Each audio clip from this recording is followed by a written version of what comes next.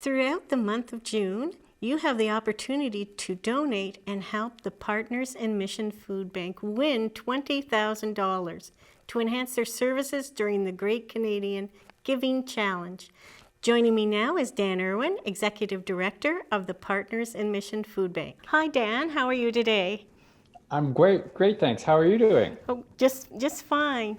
I Great. wanted to say congratulations. I understand that the Partners in Mission Food Bank is actually up and running for the Great Canadian Giving Challenge.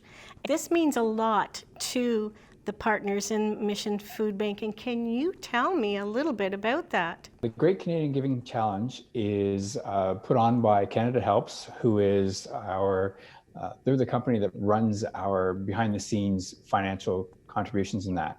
And for the month of June, anyone who makes at least a $3 donation is the minimum. And for every dollar donated, we get a ballot for the $20,000 grand prize. $20,000 would be a nice little, it is a lottery win, so that'd be a great lottery win for us. And people of Kingston, the Kingstonians, Kingston businesses and groups have always been great supporters of ours. And even in this time in the crisis, they've been great supporters again. So we're hopeful that one of them will make a donation that'll be that ballot for us this month. Right, right. So tell me why the food bank in Kingston decided to register for this challenge. One, there's no cost. So they're a regular provider. So it was a real simple decision for us when we don't have to pay anything for it. So the great news is if someone makes a donation, there's not a cost that comes to us for that ballot. So that's great news for us. And $20,000 is roughly about a month's worth of our budget for purchasing food. So to win that, it just takes all that pressure off, and we can not be worried about budgeting and food purchases. Right. Since the pandemic, are you seeing an increase in the number of people who really are needing? At the very beginning of the pandemic, we spiked. We jumped way up in the very early month and a half. And then as the government's money got out, so programs like CERB, so how we all stayed home to flatten the curve and try and reduce the risk. Well, CERB flattened the curve for food bank usage. So we've found that we've returned to normal levels, and now we're really concerned about what happens when CERB ends. So there's 8.3 million people in Canada on CERB who's getting an income.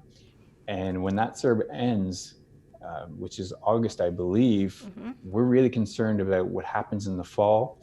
And if they don't have those proper supports and they can't get back to work, then we could see a huge rush in our new clients. Without COVID and the challenge, how have people been donating or giving to the food bank at this time? Yeah. So pre-COVID, we used to get some donations through the years, and when we did our spring food blitz, which was typically May, of course, COVID eliminated that for us this year. We had people make donations if they couldn't make it to the grocery store to drop off some food. They go online or they mail a check, and we get our donations that way. And so now that COVID's come around, Kingston's really responded well, and they've made a great number of them have made donations online, which is a great help to us. The online is the safest way. Nobody had to leave their home, buy groceries. So they just went on to www.kingstonfoodbank.ca, and on your computer, it's the upper right-hand corner, says donate now. On mobile, there's a little banner. Click on that. And again, during the month of June, if they do that donation, then they're going to automatically create a ballot or multiple ballots for us. Are there other things you're looking for besides food donations at this point? Yeah. With COVID, we chose to quarantine our food for the first 72 hours, and that way we can it's a above and beyond step to make sure we're really safe. And so we've done that. We've also had donations of things like diapers. Particularly right now, we're running short on the 3T, 4T, 5, and 6 diapers.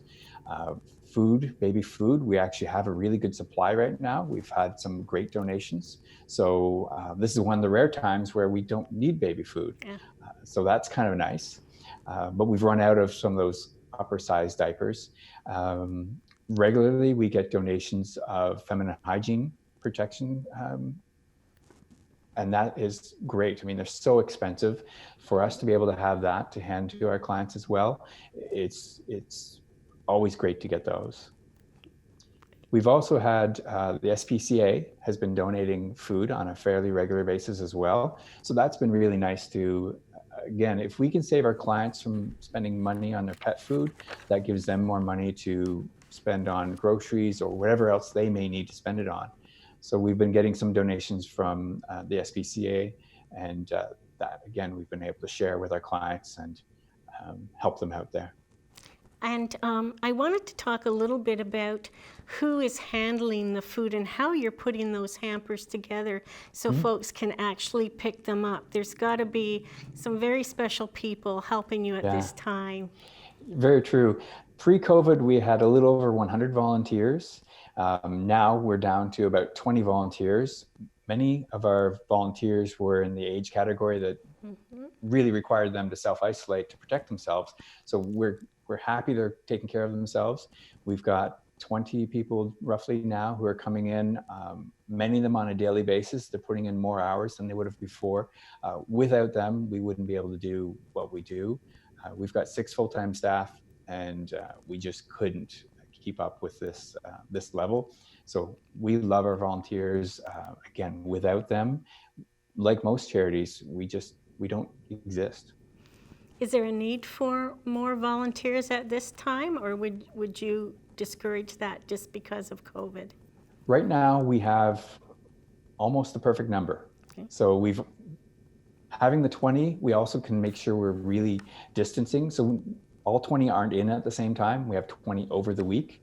And this way we're able to distance properly and make sure everyone's safe. I want to go back and talk a little bit more. Now we're into June, and now we're hearing that things are not going to be happening in the Kingston area or other areas across Canada in terms of moving forward and people getting back to work. Maybe you've read these things too. I've heard that we could expect 25 to 30% of our jobs not coming back. And if that happens, we're going to have a lot of people who are going to need our assistance. I think it's really important to realize that there's not a specific group of people that needs the food bank.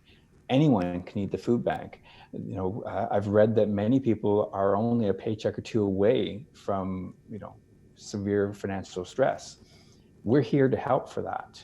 And that's what we're here for. There's no judgment.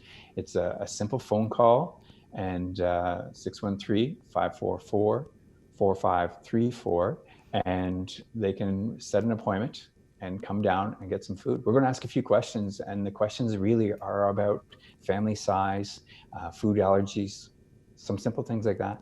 Tell us one more time how to enter the contest. Click on our Donate Now tab. So www.kingstonfoodbank.ca.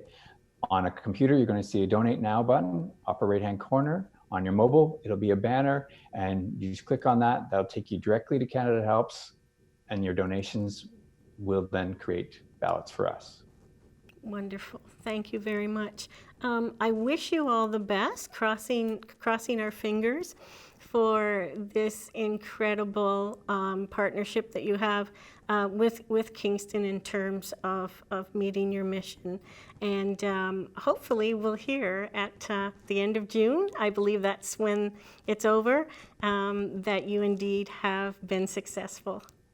I really hope that we can have a conversation and have a Zoom celebration of sorts. Great. Thank you so much, Dan, for joining us. Thank you.